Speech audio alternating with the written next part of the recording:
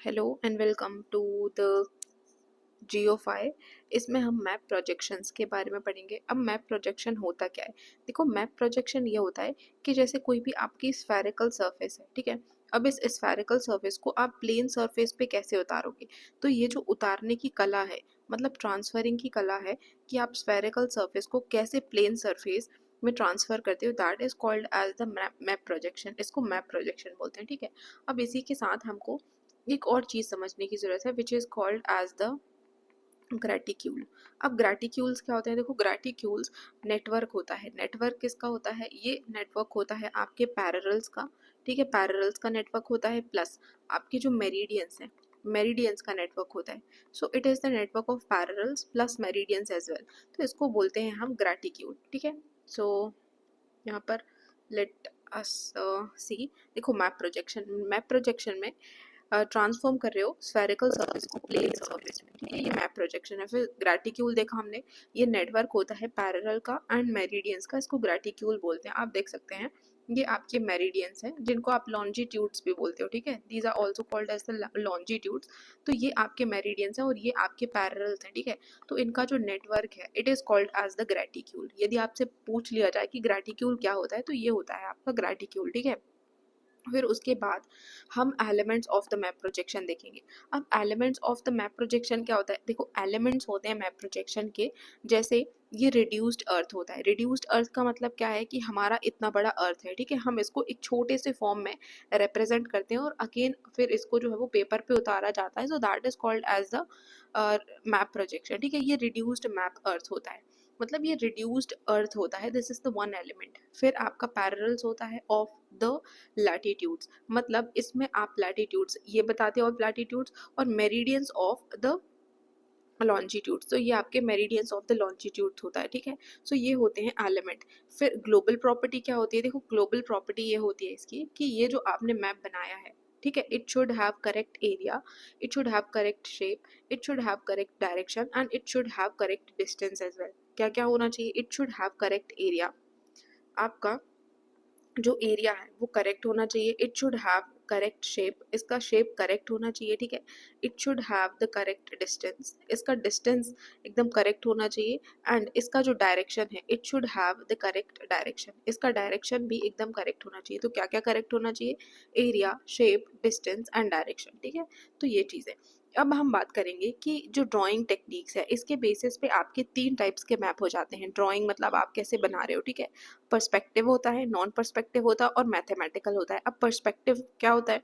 Perspective वो होता है when you are using the source light. जब आप किसी सोर्स लाइट का यूज करते हो तो उसको पर्सपेक्टिव मैप बोला जाता है, ठीक है। नॉन पर्सपेक्टिव किसको बोला जाता है? नॉन पर्सपेक्टिव उसको बोला जाता है व्हेन यू आर यूजिंग, मतलब जब कोई भी सोर्स लाइट का यूज नहीं हो रहा है, when you are not using any source of light, that is called as the non perspective. Mathematical क्या होता है? जब आप कोई भी मैथमेटिकल कॉम्प्यूटेशंस कर रहे हो, ठीक है, कोई भी मैथमेटिकल कॉम्प्यूटेशन का यूज करके जो भी आप ड्रॉ करते हो, that is called as the mathematical, ठीक है। फिर अब डेवलप्ड सर्फेसेस के बेसिस पे, डेवलप्ड सर्फेसेस के बेसिस पे वी हैव द 2 टाइप्स। एक होता है डेवलप्ड सर्फेसेस, दूसरा होता है नॉन डेवलप्ड सर्फेसेस। अब डेवलप्ड सर्फेसेस मतलब क्या? अब डेवलप्ड सर्फेसेस का मतलब ये कि आप ये जो सरफेस है, जिस जिस सरफेस पर you are developing the map, उसको आप फ्लैटन कर दोगे बाद में, ठीक है। तो एक कोई भी सरफेस है, then you will flatten it, so this is called as the developed surface. इसमें भी आप नेटवर्क्स ऑफ द लॉन्जिट्यूड्स और लैटिट्यूड्स का यूज करते हो, ठीक है। इसके टाइप क्या होते हैं? इसके टाइप होते हैं आपके cylindrical projection, zenithal projection and conical projection. अब जो सिलेंड्रिकल प्रोजेक्शन है, उसको लंबार्ड्स प्रोजेक्शन भी बोला जाता है। अब ये आपसे एक क्वेश्चन बोल सकते हैं कि भाई जो लंबार्ड्स प्रोजेक्शन है वो कौन सा होता है? कि आपका जेनिथल होता है, कॉनिकल होता है या सिलेंड्रिकल होता है? तो याद रखना, जो आपका सिलेंड्रिकल है, cylindrical is called as the Lambert's projection, ठीक है। तो अब हम ये जो आपके डेवलप्ड सर्फेसेस हैं, इनको जरा सा देख लेते हैं, ठीक है। these are your developed surfaces। ये जेनिथल प्रोजेक्शन होता है। देखो, this is the zenithal projection. जब आपका when ये आपका प्लेन है, दिस इज योर प्लेन, ठीक है। तो व्हेन यू आर प्लेन, जो आपका प्लेन है वो ग्लोब की सरफेस को टच कर रहा है। अब यहाँ पर तो ये सेंटर में टच कर रहा है, हो सकता है ये ऐसे टच करे, हो सकता है ये कैसे भी टच कर सकता है, ठीक है, but it should touch the surface of the globe. ये सरफेस के ग्लोब को ऐसे टच करना चाहिए किसी भी पॉइंट पे, so that is called as the zenithal projection, ठीक है, इसको जेनिथल प्रोजेक्शन कहा जाता है, ठीक है। फिर दूसरा होता है हमारे पास कॉनिकल प्रोजेक्शन, कि मतलब हम एक प्लेन के पेपर को ऐसे कोन के शेप में ऐसे टच करवाते हैं, ठीक है, और फिर इसका जो शेप है कुछ ऐसे ओपन होता है, so that is called as the conical projection. अब कॉनिकल प्रोजेक्शन में क्या होता है, ये होता है शेडो ऑफ ग्रेटिक्यूल या फिर नेटवर्क, ये जो भी आपके शेडोज होते हैं ना, दिस इज ऐसे आप ड्रॉ कर लेते हो, फिर दैट इज द थिंग। अब इसमें देखो ना तो इक्वल एरिया होता है कॉनिकल प्रोजेक्शन का, ठीक है, और ना तो शेप होता है, ठीक है, it is not having the shape, it is not having the direction. तो ऑर्थोमॉर्फिक का मतलब यही होता है कि इसका शेप सही नहीं होता, इसका एरिया भी सही नहीं होता और इसका डायरेक्शन भी सही नहीं होता, ठीक है, ना तो एरिया सही है, ना तो डायरेक्शन सही है, ना तो इसका शेप सही है। तो और ये जो कॉनिकल प्रोजेक्शन है ना, इसका यूज करके आप जो है वो वर्ल्ड मैप नहीं बना सकते हो, ठीक है। फिर हम सिलेंड्रिकल प्रोजेक्शन की बात करेंगे। देखो आप इसमें ना सिलेंड्रिकल पेपर का यूज करते हो, so that is called as the cylindrical projection. अब देखो यहाँ पर हम थोड़ा सा और डिटेल में देख रहे हैं ये कॉनिकल प्रोजेक्शन को, ठीक है। तो आपका ये जो कॉनिकल, हाँ, आपका ये जो कॉनिकल प्रोजेक्शन है आप किस लिए यूज करते हो, देखो हमने देखा कि भाई जो कॉनिकल प्रोजेक्शन है ना तो इसका ट्रू डायरेक्शन है, ना तो इसका शेप है, और ना तो इसका एरिया जो है वो कोई भी चीज सही नहीं है, ठीक है, कोई भी चीज इक्वल नहीं है, ना तो एरिया इक्वल है, ना तो शेप सही है, एंड ना ही इसका डायरेक्शन सही है, ठीक है। तो बट इसका हम यूज़ कहाँ करते हैं, यदि आपको रेलवे रोड्स बताना है, यदि आपको कोई रिवर वैलीज बतानी है, ठीक है, या फिर आपको कोई इंटरनेशनल रिवर्स बताना है, तो आप जो है इसका यूज़ करके बता सकते हो, मतलब कोई भी बॉर्डर्स वगैरह ऐसी चीज़ें, ठीक है, रेलवे, आपका रिवर वैली, इंटरनेशनल रिवर्स ये बता रहे हो। अब आपको जैसे ये आपको कैनेडियन पैसिफिक रेलवे बताना है तो आप इससे बता सकते हो, जो आपको ट्रांस साइबेरियन रेलवे, अभी मैंने बताया ना कि भाई रेलवेज बता सकते हो आप इसमें। और अब बाउंड्रीज बताना है आपको, जैसे इंटरनेशनल रिवर है तो आप बता सकते हो कि जो यूएसए और कनाडा के बीच में इंटरनेशनल बाउंड्री है उसको बता सकते हो, नर्मदा वैली को बता सकते हो, तो ये रिवर वैलीज को बताने के लिए भी यूज होता है, ठीक है। फिर आपका सिलेंड्रिकल प्रोजेक्शन है। अब सिलेंड्रिकल प्रोजेक्शन जो है वो ट्रू होता है सिर्फ इक्वेटर पे, ठीक है, इक्वेटर पर सिर्फ ही ट्रू होता है, और जैसे जैसे आप पोल की तरफ जाते जाओगे ये जो है डिस्टॉर्शन आपका बढ़ता जाएगा। तो जैसे आप दिस इज द इक्वेटर, तो इक्वेटर पे दिस इज मतलब स्केल एकदम ट्रू होता है, बट आप जैसे जैसे पोल की तरफ जाओगे ये जो स्केल है वो गलत होता जाएगा, ठीक है। तो अब चूंकि ये आपका इक्वेटर पे सही है तो आप 40 डिग्री नॉर्थ से लेके आप 45 डिग्री साउथ का कोई भी एरिया, यदि इस एरिया मतलब इसके बीच का कोई एरिया यदि आप शो करना चाहते हो तो आप जो है इस सिलेंड्रिकल प्रोजेक्शन से शो कर सकते हो, तो क्योंकि वो कहीं ना कहीं आपको सही बताएगा, ठीक है, it will give you the true scale in दोनों के बीच में। एंड इसमें ये जो सिलेंड्रिकल प्रोजेक्शन है इससे आप क्या बता सकते हो, आप क्रॉप्स बता सकते हो, जैसे राइस, टी, कॉफ़ी, आपका रबर है, शुगर केन है, ठीक है, तो इससे आप सिलेंड्रिकल प्रोजेक्शन को बता सकते हो। अब सिलेंड्रिकल प्रोजेक्शंस अब ये सारे जो प्रोजेक्शंस हमने पढ़ लिए हैं, जैसे सिलेंड्रिकल प्रोजेक्शन को आप लंबार्ड प्रोजेक्शन भी बोलते हो, it is also called as the Lambert projection, ठीक है। ये ट्रू होता है ओनली इक्वेटर पे, पोल की तरफ जाओगे तो एग्जैजरेट होता है, ठीक है, इक्वेटर पर सिर्फ ट्रू होता है, पोल की तरफ जाओगे तो आपका एग्जैजरेट होगा, और क्रॉप्स को बताने के लिए काफ़ी सुटेबल होता है। फिर जेनिथल प्रोजेक्शन क्या होता है, देखो जेनिथल प्रोजेक्शन आपका जब कोई भी मतलब जो आपके ग्लोब के सरफेस को कोई भी ऐसे पॉइंट टच करके निकल रहा है, that is called as that conical projection. आपका क्या होता है, कोनिकल प्रोजेक्शन ना तो इसका डायरेक्शन सही है, ना तो इसका शेप सही है, ना ही इसका एरिया सही है, ठीक है, बट इसको हम यूज करते हैं जैसे रेलवे, रिवर वैलीज बताने के लिए, आपके जो बॉर्डर्स हैं, ठीक है, उनको बताने के लिए इंटरनेशनल आप यूज कर सकते हो। फिर अब हम देखो इनको भी, ये जो सिलेंड्रिकल प्रोजेक्शंस है ना, ये भी आपके 3 टाइप के होते हैं, देख लेते हैं, ये भी 3 टाइप्स के होते हैं, मतलब ये देखो, पहला होता है आपका नॉर्मल, जो आपका नॉर्मल प्रोजेक्शन है, या फिर नॉर्मल को ही आप क्या बोल सकते हो, इक्वेटोरियल प्रोजेक्शन भी बोल सकते हो। अब देखो जब आपका जो भी डेवलप्ड सरफेस है, ये आपका डेवलप्ड सरफेस है, ठीक है, जब आपका डेवलप्ड सरफेस इक्वेटर को टच कर रहा है, this is touching the equator, when your developed surface is touching the equator, that is called as the normal projection, या फिर आप इसको इक्वेटोरियल प्रोजेक्शन भी बोल सकते हो, ठीक है। अब ट्रांसवर्स क्या होता है, या फिर आप हाँ, आप ट्रांसवर्स प्रोजेक्शन किसको बोलोगे? देखो, ट्रांसवर्स प्रोजेक्शन को आप जो है वो पोलर प्रोजेक्शन भी बोल देते हो, ठीक है? अब पोलर प्रोजेक्शन क्यों क्यों बोल देते हो? देखो, पोलर प्रोजेक्शन इसीलिए हम इसको बोलते हैं कि क्योंकि इसका जो टेंजेंशियल लाइन है वो पोल को टच कर रहा है, it is touching the pole, okay? ये जो है वो पोल को टच कर रहा है, that is why it is called as the tangential, ठीक है? It is called as the tangential, it is tangential towards pole. तो यदि आपसे बोले कि ये टेंजेंशियल टूवर्ड्स पोल है, तो हाँ बिल्कुल टेंजेंशियल टूवर्ड्स पोल है, and this is also called as the आपका ट्रांसवर्स, ठीक है? आपका ट्रांसवर्स प्रोजेक्शन है, हाँ, तो ये ट्रांसवर्स प्रोजेक्शन है और इसको पोल प्रोजेक्शन भी बोला जाता है, it is also called as the pole projection. तो ये तीनों सही है कि पोल प्रोजेक्शन है, ट्रांसवर्स ट्रांसवर्स टू पोल है, ठीक है? ट्रांसवर्स टू पोल है, एंड मतलब जो टेंजेंशियल है पोल, टेंजेंशियल है पोल के towards, and this is also called as the transverse projection. फिर आ जाता है आपका ओब्लिक प्रोजेक्शन, ठीक है? ये आपका ओब्लिक प्रोजेक्शन है जब आपका tangential point, this is your tangential point, अब इसका जो टेंजेंशियल पॉइंट है कहीं तो पोल और इक्वेटर के बीच में है। तो जब आपका टेंजेंशियल पॉइंट पोल या फिर इक्वेटर के बीच में हो, ठीक है, पोल और इक्वेटर के बीच में, नॉट या पोल और इक्वेटर के बीच में हो, तो इसको बोलते हैं आप ओब्लीक प्रोजेक्शन, ठीक है? This is called as the oblique. तो हमने क्या देखा यहाँ पर? वी हैव सीन कि भाई इनके भी जो है वो और भी टाइप्स होते हैं। मतलब आप इनको कैसे बता सकते हो? आप इनको बता सकते हो आपका नॉर्मल प्रोजेक्शन, ठीक है, जिसको हम बोलते हैं इक्वेटोरियल प्रोजेक्शन। फिर दूसरा है हमारे पास ट्रांसवर्स प्रोजेक्शन, ठीक है? ये जो ट्रांसवर्स प्रोजेक्शन है इसमें आपका टेंजेंशियल पॉइंट कहाँ होता है? पोल पर होता है। फिर होता है हमारे पास ऑब्लिक प्रोजेक्शन। अब ये जो ऑब्लिक है वहाँ पर आपका टेंजेंशियल पॉइंट कहाँ होता है? Between pole and equator. So this is the thing, ठीक है? बट ये याद रखना है कि जो आपका सिलेंड्रिकल है उसको लंबार्ड प्रोजेक्शन भी बोला जाता है। अब हम नॉन डेवलप्ड के ऊपर आ जाते हैं। नॉन डेवलप्ड क्या है? देखो, नॉन डेवलप्ड ये है कि जो भी आपके सर्फेसेस हैं, मतलब यहाँ पर तो आपने सरफेस को फ्लैट कर लिया, बट आप यहाँ पर सरफेस को फ्लैट नहीं कर सकते हो। चाहे आप उसको श्रिंक कर लो, चाहे आप उसको तोड़ लो, मतलब ब्रेक कर लो, या फिर आप उसको क्रीज कर लो, आप कुछ भी कर लो, ना तो श्रिंकिंग से, ना तो ब्रेकिंग से, ना तो क्रीजिंग से, किसी भी तरीके से आप उस सरफेस को फ्लैट नहीं कर सकते हो।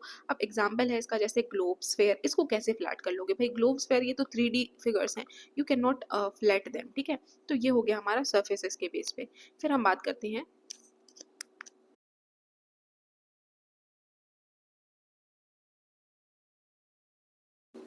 Okay, then we will talk about global की प्रॉपर्टी। अभी हमने देखा ग्लोबल की प्रॉपर्टी क्या है। ग्लोबल की प्रॉपर्टी है area, shape, direction and distance. अब ग्लोबल की प्रॉपर्टी मतलब ये जो ग्लोब्स हैं इनकी प्रॉपर्टी के बेसिस पे हमारे पास चार होते हैं। Equal area, equal area projection को आप जो है वो क्या बोलते हो? It is also called as the homolographic projection. क्या बोला जाता है? होमोलोग्राफिक प्रोजेक्शन भी बोला जाता है। और इसमें जो भी अर्थ के इक्वल, मतलब जो भी अर्थ में एरियाज होते हैं उनको इक्वली रिप्रेजेंट किया जाता है, ठीक है? That is why it is called as the equal area.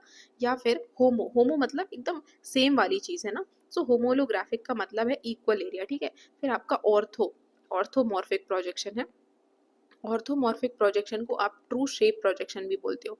True shape projection क्यों बोलते हैं? ट्रू शेप इसीलिए बोलते हैं क्योंकि आप मतलब इसमें जो है वो ट्रू शेप, ट्रू शेप को रिप्रेजेंट करने की कोशिश की जाती है। अजीमुथल प्रोजेक्शन क्या कहलाता है? जो अजीमुथल प्रोजेक्शन है this is called as the true bearing.